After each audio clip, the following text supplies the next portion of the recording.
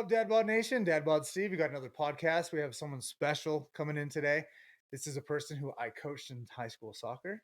She is a world record holder, and she's a personal trainer now. We have Jenessa Curtis. Jenessa, thank you so much for coming. Of course, it's a pleasure. Go ahead and introduce yourself to the audience. My name's Jenessa Curtis. I've been a personal trainer now for almost going on 10 years now, so I've been doing it for a hot minute. I've been powerlifting for 3 years now, maybe going on 3.5, 4. I have world records in the squat, bench, and total, and I just help people, and I love helping people, and that's what I do, and I love it. That is awesome. And you were one of my soccer players Yes. back in the day. Yep. And your number one goal was to always knock me down Yes. in practice, but Yep. you never succeeded. Never succeeded. So now we have to play indoor together again. And even if we play on the same team, you can try to knock me down. I will maybe try. That'd be perfect. Maybe I'll have to go for your knees. You know what I'm saying? Just That is cheap shot. that would work. I'm getting old. Exactly why I do it. Perfect. So go ahead and tell everyone, like, where did your fitness journey start? What got you into fitness when you were growing up and going through life?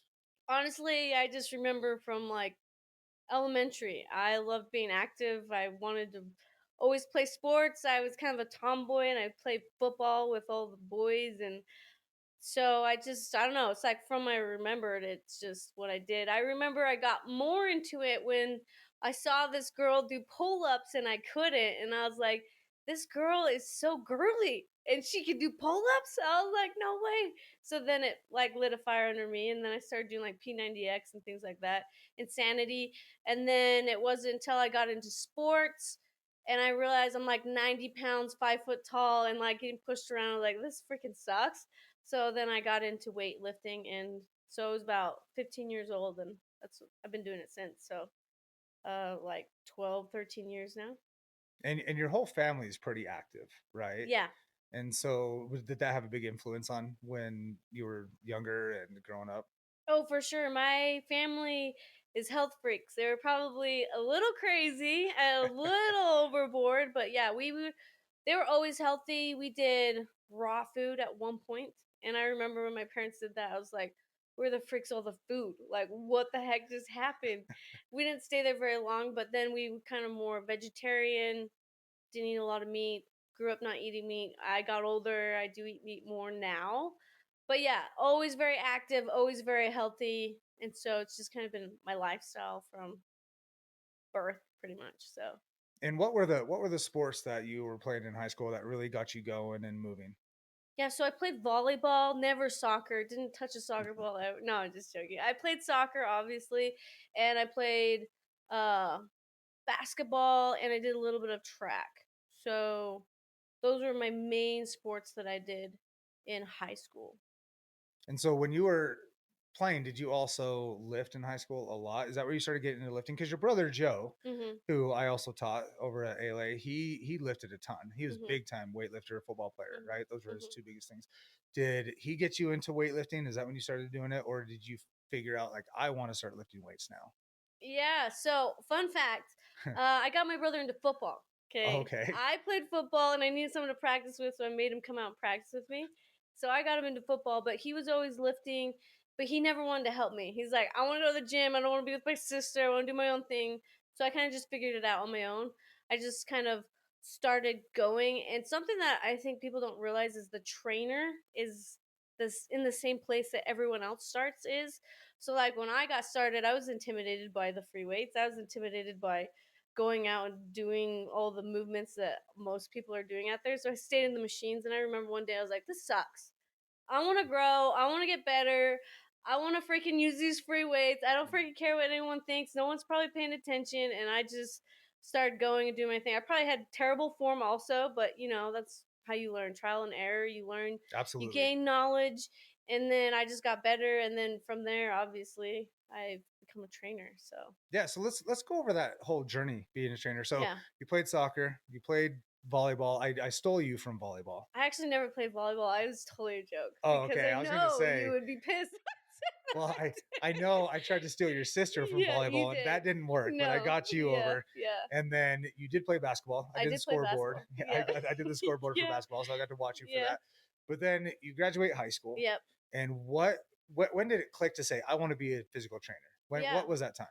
Yeah, so I think it's just normal. Everyone, when they become a senior, everyone's like, "What do you want to be? What do you want to do?" And I'm sitting here thinking, like, "Oh, I mean, I like hair, I guess. Maybe go to cosmetology school if that's what it's called. I can't even remember." And I was like, "Ah, but it smells all the time." I was like, not sure if I want to do that.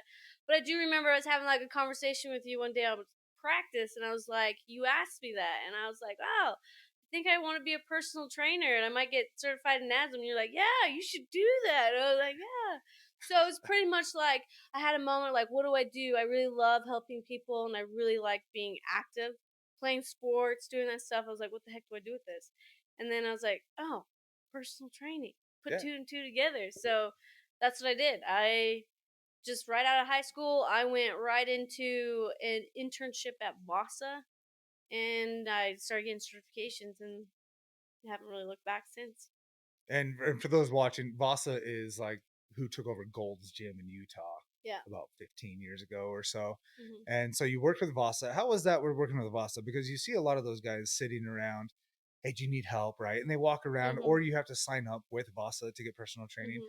Did they give you guidance on that in the training, or did you kind of have to pick it up on your own? Yeah, so I actually would say I'm really grateful for my experience at Vasa because they did teach me a lot because they had a certain certification they want you to get, which was a strength and I can't remember what is it, CFSC, so it's strength and conditioning coach or something like that. Yep. And it was a great certification because they're all about biomechanics, human movement, and push pull, knee dominant, hip dominant. So it was a great foundation. The only thing I didn't love is it's a big corporation, so they're very micromanaging. So if I'm training one of my clients, they'd be like, "You're not doing what's on this program we give everyone to do." And I said, "No, I'm not." And they're like, "Well, why?" And I'd get in trouble. And I was like, "This is ridiculous. Like, my client wants to work on this stuff. I want to be able to do this stuff." So I just didn't see any more growth there. I didn't really love it. So I left. But when I first started there, it was definitely a grind because I'm 18 years old. I had a freaking head trainer who's cocky as all get out. He just thought it was the coolest thing ever. And And you don't have to say his name if you don't want no, to. We I don't want won't to say call his out. name. I won't say his name. But he just thought it was the coolest thing ever. And he would take us out to kind of go train with his clients without teaching us anything. Okay. And he'd put you on the spot, say, "You need to do this." And I was fresh, don't know what I'm doing. And so I just do my best. And in the moment, he'll call you out, make you kind of look stupid. And he'd In just be front of the clients in front of too? the clients. Wow. Yeah. And then afterwards, he'd take whoever else was there and says, "This person did a good job. You sucked." And it was just kind of like, one of those moments where I was like, I don't want to be in this situation ever again. So I'm gonna freaking learn my stuff. I'm gonna know it like the back of my hand. And so if I ever get in this position, I'm gonna freaking show up and do my part. And then I did, and I showed up and did my part when I had to pass like the exit interview. Yeah. The main guy was like, "Wow, you're like one of our best trainers we've had. You must have had a really good head coach."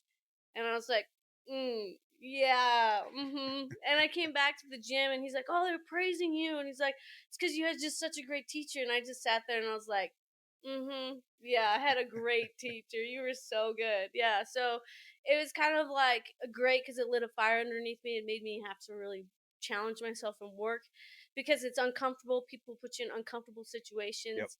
And then when I got started there as a trainer officially, the salespeople were just like, "You're too young. You don't know what you're doing." And so I'd get clients and they'd give them to other trainers. And I was just like, man, I'm freaking trying to grind and I'm not getting anyone. And so it was actually a great experience. Instead of like being all negative Nancy about it, I decided to like and say all the things I was grateful for. Yeah. And I just paid attention to all the positive. And I went from no clients to getting 11 clients in 2 weeks. And I Oh was like, wow. yeah.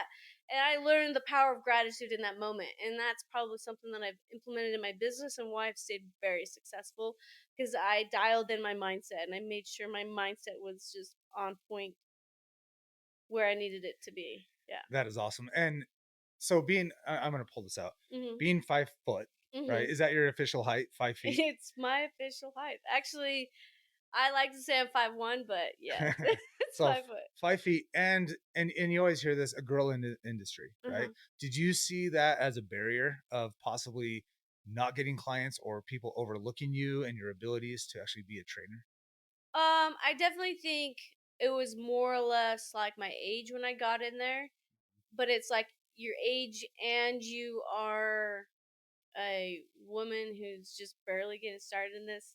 People are just kind of like, they don't take you serious until you show them that you're serious, and then they start taking you a little bit more serious. I wouldn't say that the industry in general puts like a stigma on women. I think more or less like if I have a male client, they might be more standoffish because you're like, you're a woman. What do you can't train me. I work harder than you. But then when you show up and you look fit and you can carry their weights over to them, they're like, okay, okay. Yeah, so I definitely had certain people who'd come in, and once you just kind of show them you know what you're talking about, they get humbled real fast.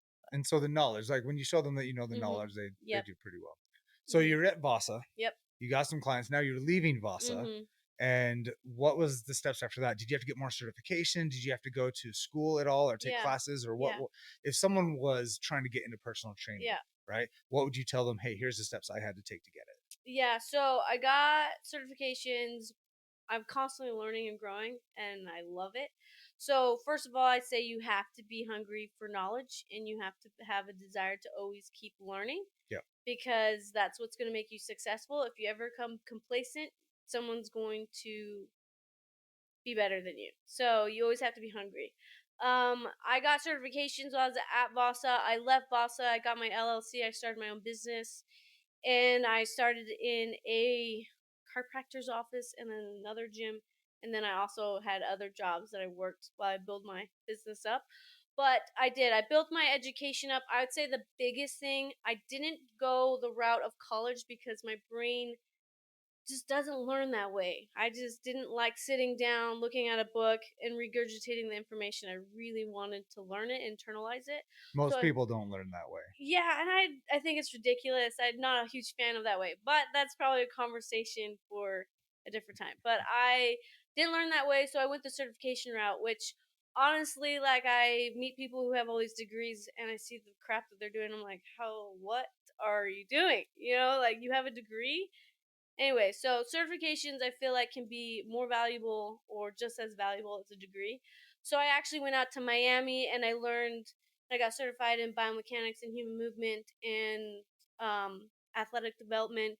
I learned from the people who train like pro athletes like Donovan Mitchell, Serena Williams, LeBron James, Michael Phelps, all those people. So I got certifications in soft tissue work, in how to move properly, how to program properly for like athletes and all that good stuff. And I would say that information was so valuable. It's something that you'll never learn just going into a classroom because you're learning from the professionals who work pro athletes.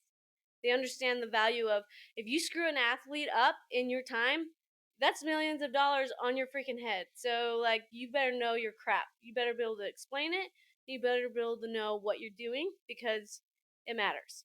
Yeah. So that's kind of what I did, and it would serve me really well. And I'm guessing you had a lot more hands-on stuff with Yes. those than you would if you went to college. Yep.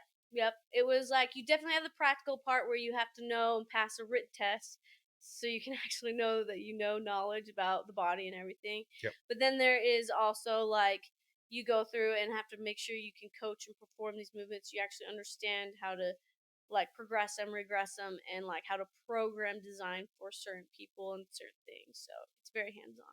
Yeah. Which is so much more valuable Mm-hmm. than just writing it down on a piece of paper, 100%. memorizing and just regurgitating, No, I'm not right? about that. And that's again another conversation, Yeah, another time. yeah, But that's how my school is trying to shift, and yep, we're trying to do a lot more of that mhm, because not everybody learns the same way, no, for sure. So you went and got your certifications. mhm, So you're in Miami. I had mhm. no idea about that. Yeah, I went to Miami for that. Mhm, So you went to Miami and then you came back to Utah. yep. Mhm. And then what was the first step? So just keep building my business. I mean, I went out there and learned and got certified. You're probably out there for about a week at a time, and then you come back. You might go back for more certification. So I never was like living out there. Okay. But when you come back, you just apply the knowledge, and naturally, when people like notice, like, wow, you know what you're freaking talking about, and like you're good at your job and you make people feel good, that's something like if you can get someone to feel good, you'll have that client forever. And so like when I start doing that for people, word spreads, people just come, and I've never had an issue with getting clients, retaining clients, and keeping my business going, because when you're good, and people just want to work with you. They want to And stay with share you. the information. Yeah, and share the information. Do you have a lot of clients who have noticeable differences, which you do? I mean, Mhm. I shouldn't even say do you, because I Mhm. follow you on social Yeah. media, Yeah. and you post a lot of your client Yeah. success, which is awesome Yeah. because you're celebrating them. You're Yeah. not celebrating yourself; you're Yeah. celebrating them. Yeah. But do you have a lot of them who get those big time noticeable results where someone else says, "Hey, where did you get that?" And they say, "Hey, here's my trainer," and Mhm. then they reach out to you. Oh, 100%. Yeah. I think it looks different with everybody. Like, for example, I have a client who's a huge into golfing, and when he starts not as very good, and then he starts outperforming all of his buddies, they're like, what the freak, what's going on? And he's like, well, I actually have a trainer. So a lot of it's like performance, some of it's like people are noticed like, wow, you're not complaining about your joint pain anymore, like what did you do? And then they'll share it. Or if I have clients that are like, wow, you're starting to look better, like are you doing something? And they're like, yeah, actually I have, this is my trainer. And some people I also work with the mental and emotional, and some people when they have like all of a sudden present themselves like happier, they're like, what are you doing? I'm like, oh well, actually, and then they just pass it on. So for sure. That's awesome. So when you come back, you started your business, you started getting referrals. Okay. I remember when you first were independent, Mhm. you were going for a fitness magazine, you were kind of Mhm. cutting, Mhm. right? Mhm. And then you turn around, let's talk about your world records Mhm. now. Mhm. You turn around and say, I want to bulk. What what Mhm. what what made you make that switch? I would say I never was like, oh, I'm going to just be cutting and then I'm going to be bulking. It's always like I'm always chasing being strong. And naturally, when you're pushing heavy, hard weights, you have to eat more, Yep. and you're going to put on muscle. So it's just natural. I think a lot of people don't realize that it takes work and effort. I think so many women think, oh my gosh, I don't want to lift weights. I'm going to accidentally get big. It's like, no. No, no, trust me, you don't accidentally get big. You have to work really hard to do that. So it was more or less like actually back when I worked at Bossa, I wanted to compete and try to set some records as a teen because I was like, oh, I could break all these records and I'm 19. But I was playing soccer and some guy took a cheap shot and I like tore my ACL and PCL. Ooh. I know it was only a grade one tear, but still, it was right when I was going to compete, and then I couldn't compete. So then I just kind of forgot about it for a second, and then I got hungry again. I was like, man, I'm an athlete. I want to do something. And so then I was like, I'll go try. I did a Spartan race, by the way. I did try the Spartan race thing. Yep. You did it with me. I did do it. Was it a great experience? That's up for debate, but I did try it. But I wanted to do something competitive, so then I got into powerlifting. And I went to my first meet, and that was a whirlwind. Like, people don't understand, like, the nerves, what goes into it, the mental stuff that goes in if you're not knowing what to expect. So my first meet was kind of all over the place. Then that puts a fire underneath you. You're like, okay, I gotta actually show up and be like the best I can. And then I started breaking records, and then you just get hungry and you're just like, oh, this is fun. And so I just kept doing it. And then Worlds was in Ireland, and I was like, that'd be freaking cool to go there and break some world records. And so I qualified at nationals, and then I went and did it. So So what are your world records? So you did bench, squat, and deadlift, right? Those yeah, are the three. What are your world records? Let's see, for all our viewers, let's see if you can lift more than Janessa. yeah. So first of all, you got to compare yourself pound for pound. Okay, that's Yep. how this works here. It's by weight. Yeah. So I compete in a 56 kilogram, so that's 123 pounds, and I am raw, so that means no wrist straps, no knee sleeves, nothing except for a belt. Yeah, which you see a lot of those guys on Yeah. like strongman. Yeah. They use the wrist straps, and a Yeah. lot of people rip on them for that, Yeah. right? Because Yeah. they're like, oh, well, now you have all this extra stuff. So Yeah. so it's raw, no wrist straps, Yep. nothing like that. Yeah, so when you're in any kind of competition weightlifting, they're going to have different divisions with weight, age, and then what kind of equipment you're using. And so you're always going to compete against people who are using the same type of equipment or not type of equipment.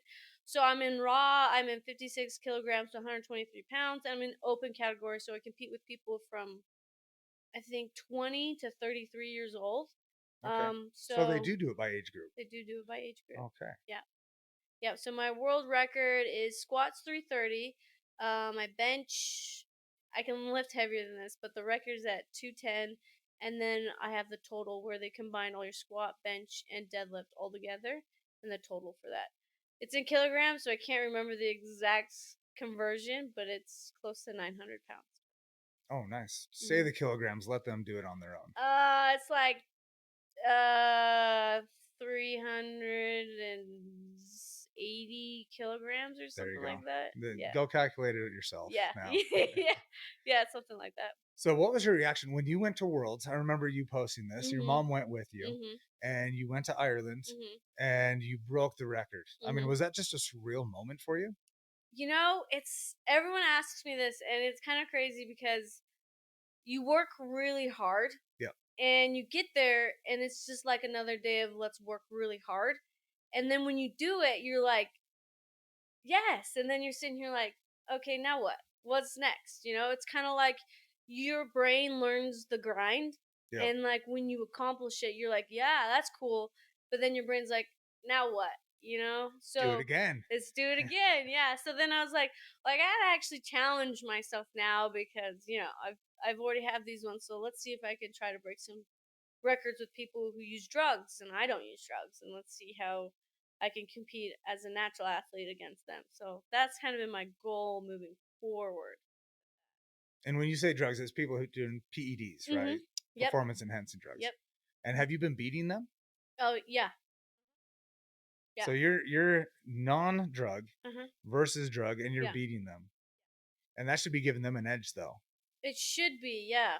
Yeah. I honestly, I just kind of when I go to these competitions, I look to the higher weight class, people that lift or way heavier than me, because I'm like, no one here is like close to me, so I'm gonna look and use you as competition. And I hang really well or beat those people also. Okay, So nice. yeah. So you go to the competitions, Hmm. and how do people react to you when you walk out? Like when I get done. No, just when you walk out, they're like, "Hey, Jenessa Curtis, have you ever been ridiculed? Has anybody ever said anything?" I mean, being 5 feet tall, Yeah. right? Yeah, yeah, yeah. I mean, I don't think I've ever been ridiculed. I think people probably underestimate you until they see you lift, and then they're like, "Oh."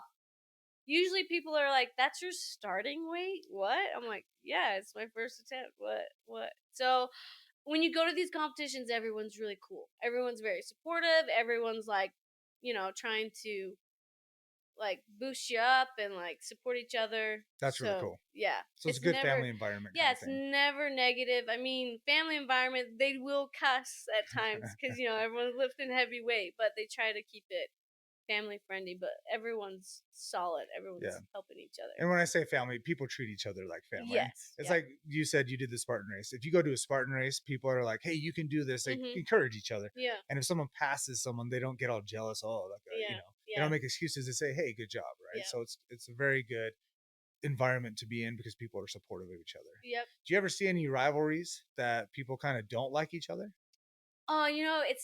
I've never seen anyone not like each other. Like when I go to different nationals, and I mostly saw this at the nationals where everyone's on drugs. I will say that when women are on drugs, you can tell. Yeah, You can tell. There's no question about it.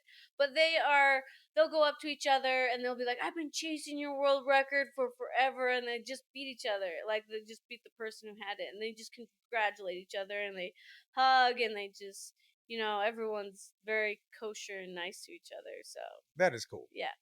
That is cool. So you Yeah. broke the world record. Mm-hmm. You went to nationals again, Mm-hmm. right? Just a little Mm-hmm. bit ago. Yep. Did you break your old records from the year before? Not at nationals because you kind of have to be strategic. What's the word? Strategic. Yeah, there we go. Yeah, you kind of have to be that word. So you have to not destroy yourself because I have to turn around and lift heavy again at Worlds. And so if I just break my body down, then I could break my body down too much where I just don't peak right at Worlds. So I just went in and qualified. So I just did 315 on my squat and I just did 210 on my bench and then I just did 315 on my deadlift, and I just went qualified, which I still won everything, and then I went qualified to go to Worlds. So when is Worlds? Worlds is at the end of August. In Scotland this time, right? No, it's actually so local. It's so funny. It's in Idaho Falls. Oh wow. Okay. Yeah. So they go out of country and in country, and they just rotate. I Okay. got offered to go to the Worlds that's in South Africa, but it's quite the commute, and I could do both the same things in Idaho Falls, so I just decided to stay local this year. But maybe next year, because it's going to be out of country, I'll go to that one. So yeah, That'll be fun. yeah, it will be fun. But it is local, and everyone's like, "What? Idaho Falls?" I'm like, "What's there?" I'm like, "I don't know," but it's gonna be a good time. So are you going to try to beat your old world record at Worlds this time then? Is that the goal for all three? That's always the goal. Always the goal. It really depends on how you train, how you've recovered, and how you show up. So that is the goal. I do have goals to do that, and we'll just see how they come together. So let's go, and good luck, by the way. Thank you. Good luck with that, and I'm sure you'll post it, which is awesome. And if you don't, follow Jenessa Curtis, Yes. and it's also Areta. Is that how you say it? Areta Fitness. Yeah, Areta Fitness. ARETA Fitness on Instagram. She posts motivational stuff. She posts client. She posts. How do I want to say it? I'm gonna edit this out now.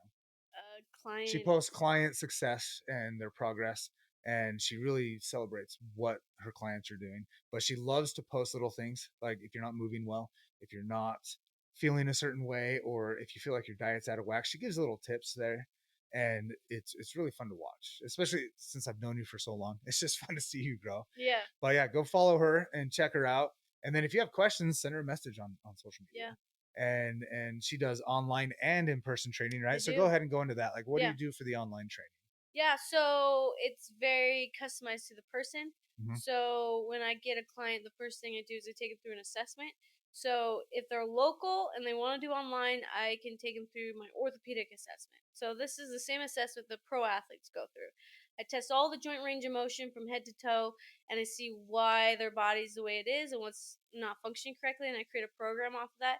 If they're not local, then I have them go through like a movement assessment, and I watch them move and I see different things. So it gets tailored to them. So then they have their workout program, they have all the how to videos on how to do it, and they're sending me form videos and I'm correcting it.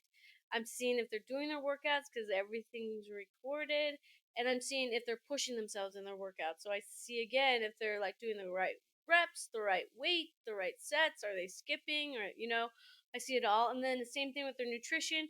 I see what they're tracking, I see what they're not tracking. I give them a plan if that's what we're working towards, and then we do a check-in every week and we talk about all the things that's going great and then the things they need to work on. So it's very personalized.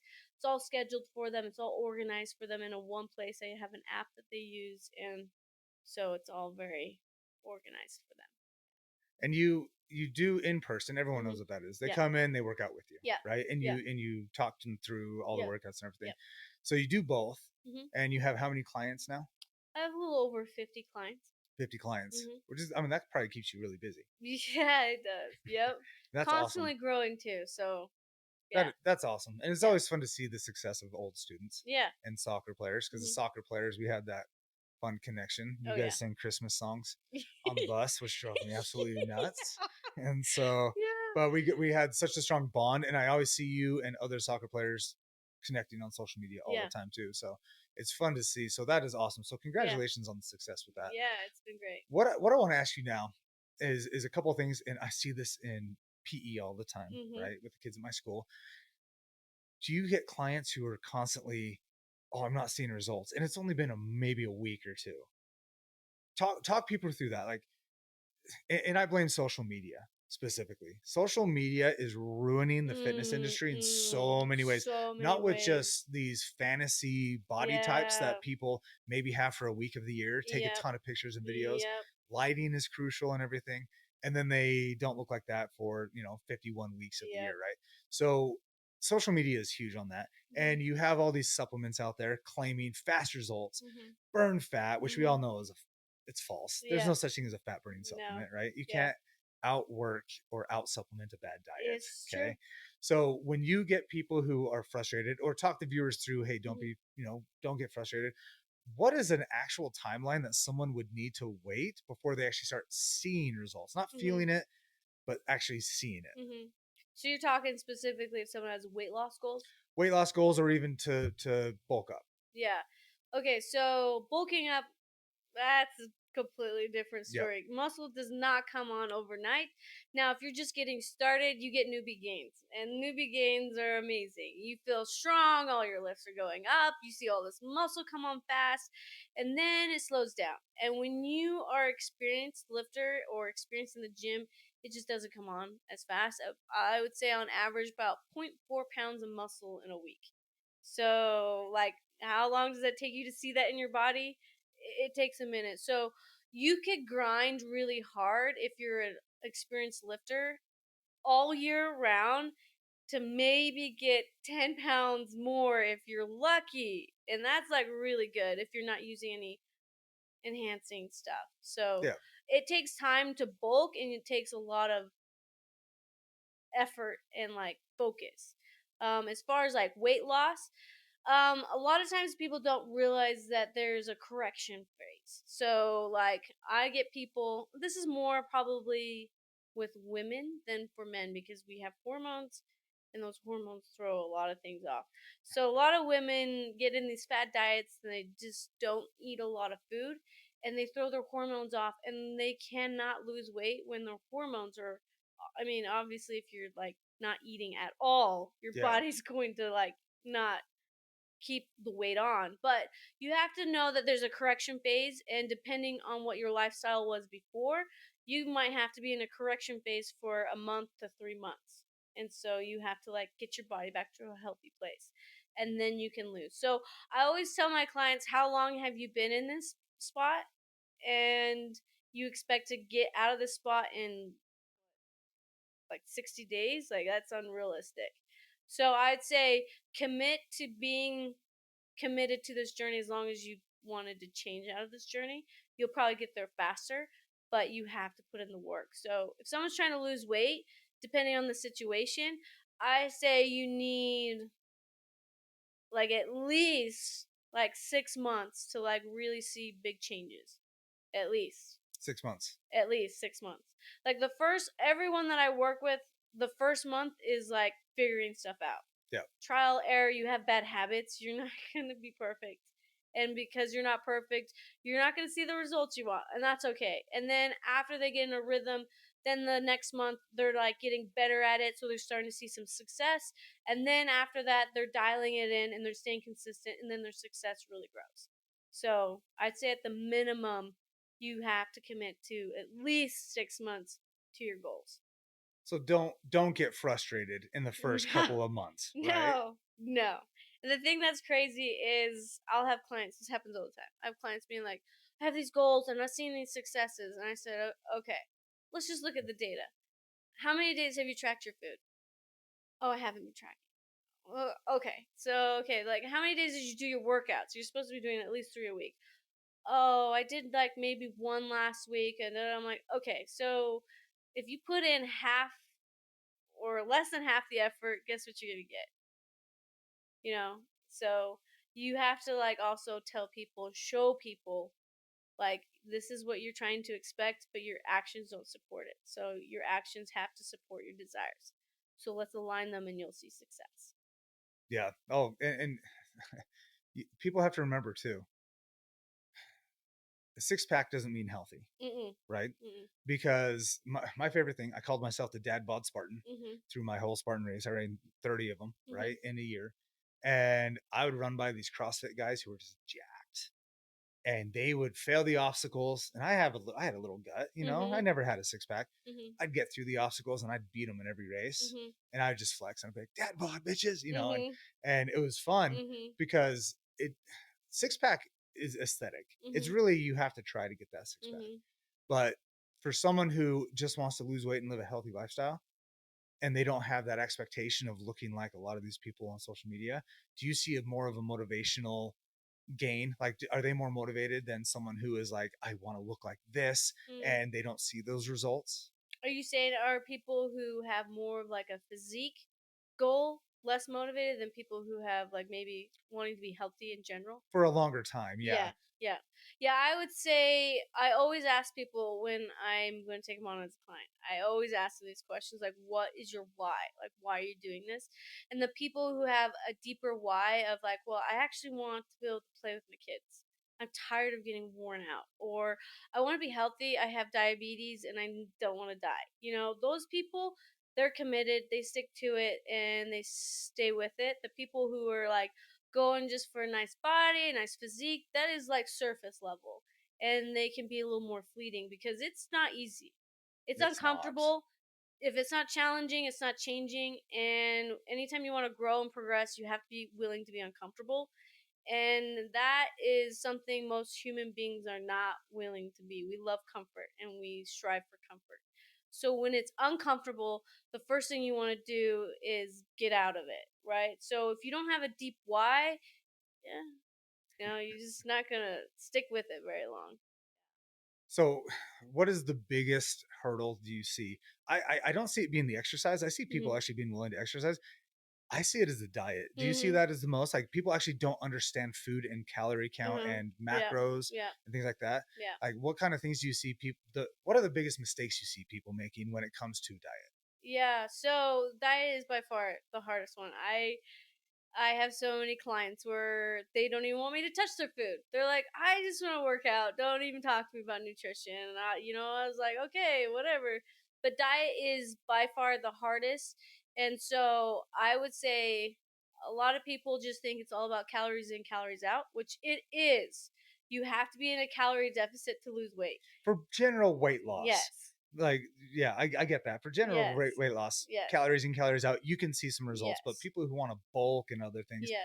it's totally different. It's totally different. Like for me, like I will have like a maintenance range of 27 to 3300 calories. And depending on my lifting and what I'm doing, depends on where I'm at. And everyone's going to not understand the range and they're going to be like, "Well, I'm eating less." I'm like, "Well, you're probably still in that fluff zone of where you still maintain. You haven't hit like your actual like deficit." And so it's not just about calories in, calories out. It's about like what are you doing also, and it's also about your nutrition. I don't think people understand like your gut is like a second brain. So if you have an unhealthy gut, it communicates to your brain and it makes it so you have a hard time losing weight or your energy levels, your fatigue levels. It's just, and if you don't have energy, you don't have motivation, you don't have a desire, you're not doing all the stuff you need to do. And it's also sleep. People don't realize like Big you're time. not recovering, you're not sleeping, you're not losing weight. You do all the work during the day, but you recover and lose the weight when you're sleeping. And I don't think people realize that. So a lot of people just like, well, I'm trying to eat less calories, and I go look at their calories, and they go to Panda Express and get a burger, and they're like, well, it's less calories. I'm like, yeah, but guess how much protein you got out of all of that? Look how high your fat was. Look how much like processed food was in that. You're not giving your body the nutrients it needs to like actually build muscle the way it needs to, and to like have energy and function like it needs to. So it's a lot more than just calories in, calories out, but baseline would be calories in, calories out. Yeah, a good place to start Yeah. probably for a lot Yeah. of people. Mhm. So what's fun about all of this, you're going to see different things on social media, right? Mhm. What drives you nuts with trainers on social media? Because the fun ones for me are the ones who call other trainers out, Mhm. right? Love those guys. Those Mhm. are the ones who I follow because they'd say, hey, this is really how it is, right? Mhm. What drives you crazy about people on social media that are trying to get followers and spreading misinformation? Like what just drives me nuts up the wall? Yeah, like what do you see on social media that would drive you absolutely that just drives you actually crazy and you have to debunk those things with your clients? Yeah. Well, first thing that came to my mind is probably something I'm so passionate about. But this is probably not 100% what you're asking. But like, I hear this all the time. All the time. It drives me insane. And you've probably said it yourself. But like, everyone says, I'm just old. You know, my body hurts. I'm old. This is what's supposed to happen. I'm like, you're freaking 20. Like, what the freak? You're not old. Or like, they're in their 30s. I'm like, no, pain is your body's signal showing you something's off Mhm. and you need to fix it. It's not normal to be in pain when you're old. It's not. It's not normal. It's something that we experience because we don't do anything about it.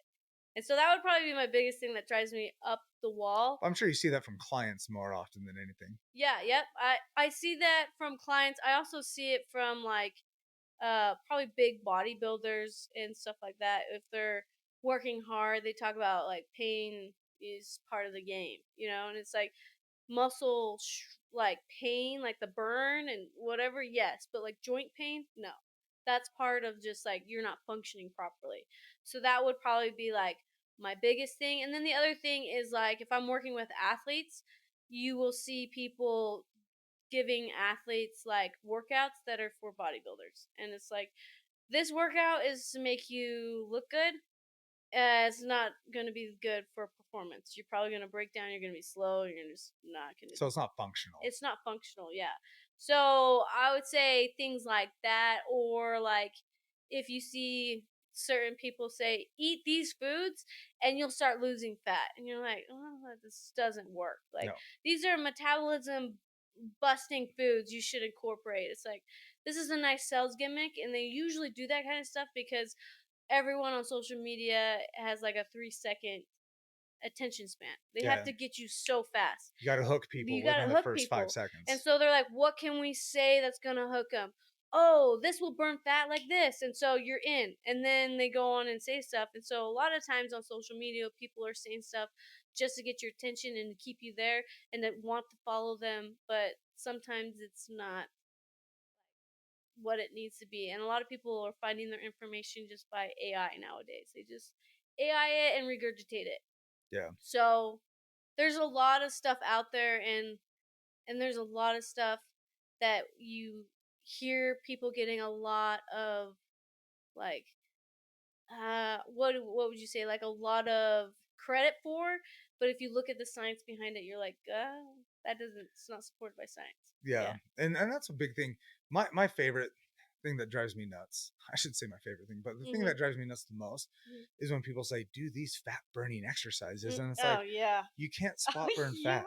You You could. There's no such thing as a fat burning exercise. Your Yeah. body starts utilizing fat once you're out of the other calories, Yep. right? Out of the Yep. carbohydrates, out of the Yep. when your body's like, oh, I have no other energy source, now it starts burning fat as an Yes. energy, right? Yep. And a lot of people say, I hate that word burning fat. It uses fat, it breaks down fat, is Yeah. what it does. Yeah.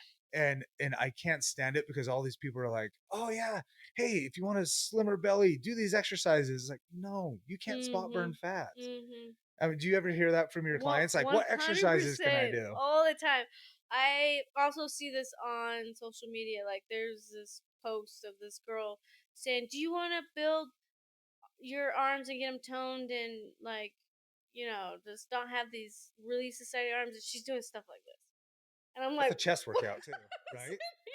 I was like, that's doing nothing for it, Even dad bods like me understand that yeah. exercise. Yeah, or like if you want to tone around your stomach, do these core movements. I'm like, those are great core movements to build the muscle, but you're not going to tone it without the nutrition. Yep. And so I see that all the time. And I have lots of people who come in who say, "Man, I just want to work on toning my abs and doing this," and they think we're going to just do a bunch of ab movements. It's like, it's not how it works. We got to actually get your diet on point, because that's when you'll see your abs, and you'll realize real fast that it's not as fun and luxurious as like you want it to be. So, yeah, I for sure see that. Yeah. Anything else you want to tell people? Is there anything else if someone's like trying to start a fitness journey, what would you give them as advice? Okay, so if you're trying to start a fitness journey, I would say first things first, you need to start eating more protein and more whole foods. Like if you don't even know where to start with calculating your calories, you can go and download MyFitnessPal and just start tracking and start there. But if for general, just try to incorporate more whole foods, more protein, and eat more regularly through the day. Like have a breakfast, have a snack, have a lunch, have a snack, have a dinner, and don't just like not eat and then eat a ton all at once. So I'd say for nutrition, that's a good place to start. And then try to get 8 to 10,000 steps a day because you just need to be moving more. And then I would say at least 3 weightlifting workouts a week, and that's just a good place to start if you are not starting anywhere. that's a good place to start. And a lot of people don't understand. I want to go back on two things you said. One is track your calories in your food, right? And I bought one of those scales. I saw it on social media, and then I saw it on Amazon for a third of the price. So I bought it on Amazon for $30. And you can put in the food and it tells you, and it's just like MyFitnessPal. It keeps track of all your nutrients, even vitamins. And then it keeps your calorie track and it says, hey, what's your goal? Here's what you want to adjust. It's been awesome. My son uses it now. But the other thing is you can't just go lift at the gym and then go lay down the rest of the day and expect it to happen, because it's not the exercise where everything happens. It's your whole daily routine, right? So a lot of trainers, I hear a lot of people now saying, get at least 10,000 steps a day minimum, move around. And so would you agree with that? Like it's a whole daily routine, and just not just, hey, you have to go to the gym 3 times a week. It's, hey, your whole daily lifestyle needs to actually be adjusted. Yep. Yeah. They even say sitting is the new smoking. Like if you are sitting all day long, you're gonna have joint pain. You are just not gonna burn as much calories. I don't think people realize most of the calories they're burning is not always just in their workout, but more or less in their movement throughout the whole day. Like if I'm sitting here moving my leg up and down, that's calories burnt, right? And when you start getting in a deficit, that stuff slowly wants to stop because your body's trying to reserve your energy. And so like people don't realize when you're naturally in a deficit, you also have to like know that your movement's going to slow down, so you also have to decrease your calories. So movement is key. So the more motion is lotion. So the more motion you can have, the better you're going to see results. And it's not about killing yourself in the gym, but it's about like just consistently moving, because you could do a crazy hard workout. Let's say you burn 500 calories in that workout or 1,000 calories, but then you go and sit all day long, like, you know what I'm saying? It's like, yes, that is giving you results, but also like sitting all day long is not giving you any results. There's a balance there, like moving with intention. And consistency is key. Consistency you hear is it all key. the time. Hear it all the time. Yeah, and I got to end it with my favorite joke. What do you call a guy with a six-pack? Starving. Thank you guys so much for tuning in. I appreciate you. If you have questions for Jenessa, go on social media, follow her. Again, it's Areta Fitness or Jenessa Curtis, Jenessa, not Janessa. No, J-A. Yep. Took me a couple years to learn that. But go follow her, check her out. And if you have questions, hit her up. And if you want someone who will kick your butt, she's a great trainer. We'll see you guys next time. A few moments later. This is how legends are made.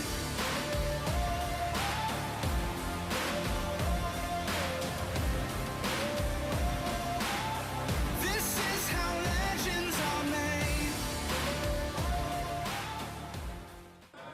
You got this, Nessa. This is a world record attempt for Jenessa.